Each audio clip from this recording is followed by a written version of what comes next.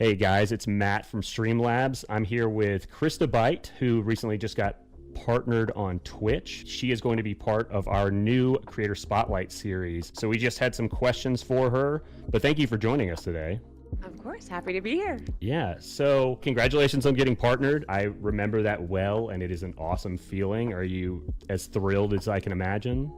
Yeah, I totally just have rainbows following me around. That's amazing. Day at this point, so it's great. And it's official now, right? You got the purple check, all that good stuff. It's officially official. That's awesome, man. Takes me back. I really, really love that feeling, and it's something you got to hold on to because you only get something like that once. Yeah. So where did your name come from, KristaByte? It's really nothing too special. I used to work with a marketing agency, a media agency, years and years and years ago, and my original username was like Kiwi Martini, and I said that doesn't sound very professional if I'm going to use that in any way, shape, or form. So I was like, I don't know what to do, but I had a segment on this media company that was called KristaByte, and I would talk about tech news and talk about all these technology things. And she's like, why don't you just make your name KristaByte? And I was like, that actually has a nice ring to it. So it kind of just turned into that because my name's Kristen, so just added Byte to it. But people think my name is Krista, which is fine. I get called Krista all day long. Fair. It's Byte. Yeah, that's the actual, that's interesting too that you mentioned that, because if you look at the grand scheme of like not famous, but even streamers who've gotten remotely popular at this point, it's a combination of people who have either thought about it and wanted something very marketable, or it's like, I made this name up when I was in 7th grade and I stuck with it. And I think that's kind of a funny juxtaposition. When did you first get into live streaming? So technically I've been an affiliate for 2 years, but I didn't start consistently streaming until 7 months ago. Like actually today, 7 months ago today. So I went from, 2 viewers to partner in 7 months, which is kind of That's huge. That is rapid as can be. Do you think, did you have another following somewhere that a lot of the viewership came from, or was it just like lightning struck? It was kind of a lightning strike situation. It was, so I do have lots of friends that know who I am on Twitch and things like that, but they're not up when I'm streaming because I stream at the crack of dawn. So it kind of just was like the right place, right time, right niche, right everything. So all the stars aligned at this point. So do you stream in the mornings because of having another job, like a full 9 to 5 or whatever? Yeah, exactly. I work from 9 to 5, so I stream, like 10 to 6-ish. It's pretty loose. So I stream from 5:30 in the morning till about 9:30 in the morning. Oh, wow. Yeah, so I used to do the polar opposite. I would get off work, and then my way of blowing off steam would be, get home, eat dinner, and then I'd start streaming at like 7 and then stay up way too late doing it. But it was a good time. It really was. I'm useless after 3 p.m. Oh, fair. Do anything after 3. My wife's the same way. I'd say that she turns into a pumpkin at about 9 p.m. Yep. What made you want to start? I mean, I've been in the gaming industry forever. I've always loved the concept of live streaming. I think I'm pretty entertaining. So I said, you know what, I want to give it a shot. I had a little bit of success when I got affiliate, and I really enjoyed doing it. I just could never find a time that was very consistent for me, but I love doing it. So at one point last year, I was like, you know what, it's August. Next TwitchCon, I want to be partner. And 7 months later, here we are. Way to go, man. Set your mind to something and knock it out of the park. That's awesome. Right? I mean, if you treat it like a job, it definitely goes the way you want it to if you know what you're doing. So well done. Congratulations. Exactly. Thank you. For those people who have never seen your stream, what kind of content do you stream? I'm a Fortnite streamer, so okay. I'm not good at it, though. It's just happens to be the game that I play. That's fair. Do you ever dabble in anything else, or is that that's what you do, end of story?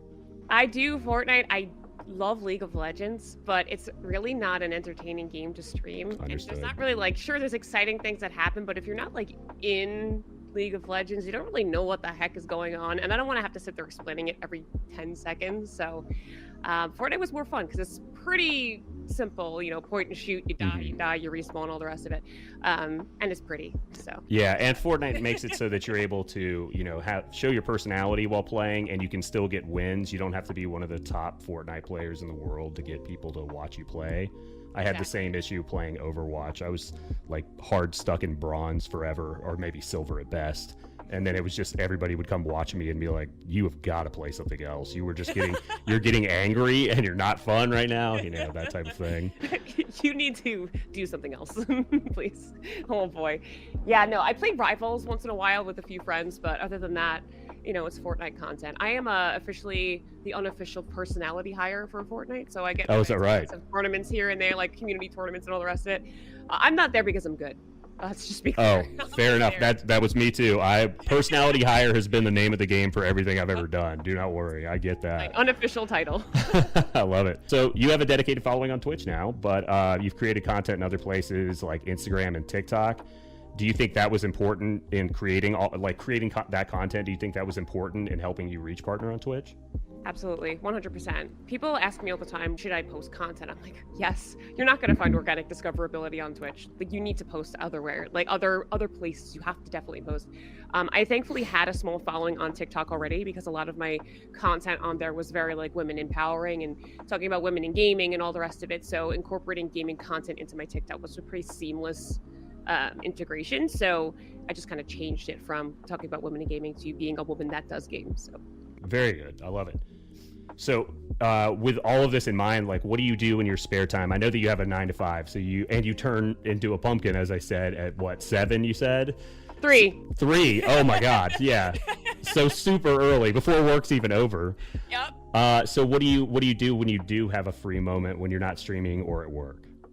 I'm probably editing something, or so still working in some way. Yeah, like I don't ever turn off. Like I'll lay in bed on my laptop and I just will still do stuff, but I'm still relaxing at the same time. Totally. But my husband and I actually own a CrossFit here in New York as well. Nice, so nice. I'm usually there if I'm not home working. I'm usually there working or something like that. So it's a very busy life. So if you own it, what kind of power racks do you guys have? We have Rogue everything. Yeah, lucky. So I have Titan in my personal gym that I've built, but man, I wanted to go with Rogue, but I was like willing to take the risk for like the half price stuff because they're like sometimes it shows up and it's terrible, but why not risk it, So I got lucky. They're like Titan is good. They have good stuff too. Mm-hmm. We originally wanted Titan racks, but they didn't have the color that I wanted, so we ended up going with Rogue. What color did you guys get? It was like our main racks are like a blue, and then we have just black on another wall. But our main wall is blue. That's awesome. The Rogue stuff looks so good. Right. So what's next for you in streaming now that you're partnered? I just want to grow, I suppose. I would love, one of my goals is to be an Epic partner because I'm not that yet. I'm an Epic affiliate, so I have that little creator code. But I'd love to get more in tandem with them and see if I could get into there. I'd love to do more events. I love doing tournaments. I'm doing my first tournament soon, so I'm very excited. It's for my birthday. Oh, nice. That's awesome. So we're gonna do that. The most unofficial, the most unserious Fortnite tournament you'll ever see for my birthday. But just want to be more involved with the community. My whole thing is to empower people to be who they are, embrace their weird. Like, you don't have to be good to play a game. You don't have to be good to be in front of a camera. Like, we're all here to have fun. It's a game. They're pixels on a screen. People get so like hard stuck on, I have to be the best. Who cares? Just have fun. I love it. No, that's a great way to describe it. I talk to thousands of streamers, and there's so many people who are either frustrated because they're not good enough at a game, or they're struggling to figure out how to keep an audience engaged in their, the way they talk with their personality, things like that.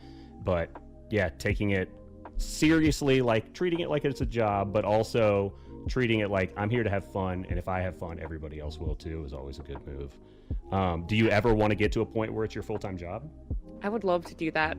Unfortunately, I would have to make a lot more in subs, but I'm really the main breadwinner of my home, which I'm fine with. But in order to kind of be like, hey guys, see you later, it would have to be a lot. Oh yeah, no, I totally get that. Actually, that would be an amazing goal. 100%. Yeah.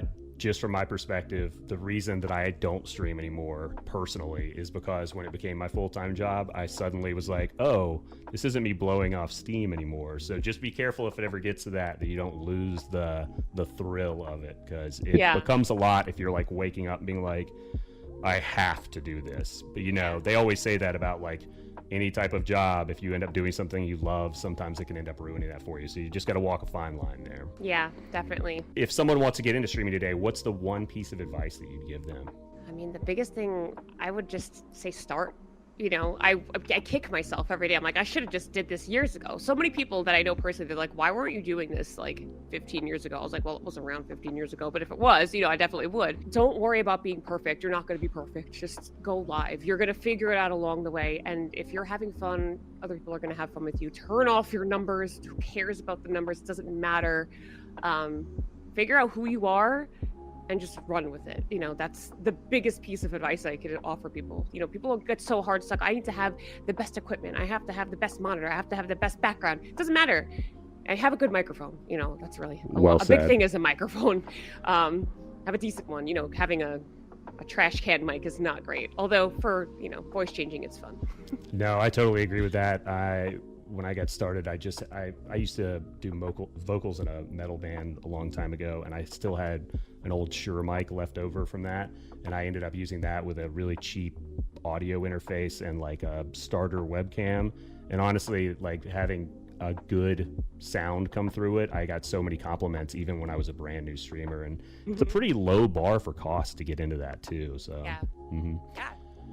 So I've got to ask you, because we are Streamlabs, is there any Streamlabs feature that you don't think you could live without? Multi-stream. Really? 100%. The fact that you guys integrated with TikTok was like a huge win, because most people will use OBS, then Adium, and then TikTok Studio. And TikTok Studio, if anybody's ever used it in their life, it eats your PC. You have to have like a super high-end PC to play specifically Fortnite, run OBS and TikTok Studio, and get everything running without any lag, and still be able to play your game at the same time. So having to cut out TikTok Studio and have that direct integration is huge, especially because most people can't get a stream key with TikTok. So having that seamless integration was like game changing for so many people, myself included. I'm glad to hear that. And we are working with some huge people on TikTok now that they're coming into the streaming world and stuff like that. And because they're working with us, we have hopefully a lot of new options for alerts and customization that'll be coming out on TikTok in the near future. No promises as to when yet. Can't say anything yet, but there's some cool stuff on the horizon.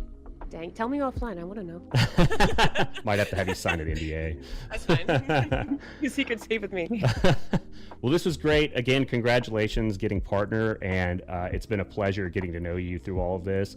Hopefully, we'll get to see more of you, and one of these days, maybe it'll be your full-time job.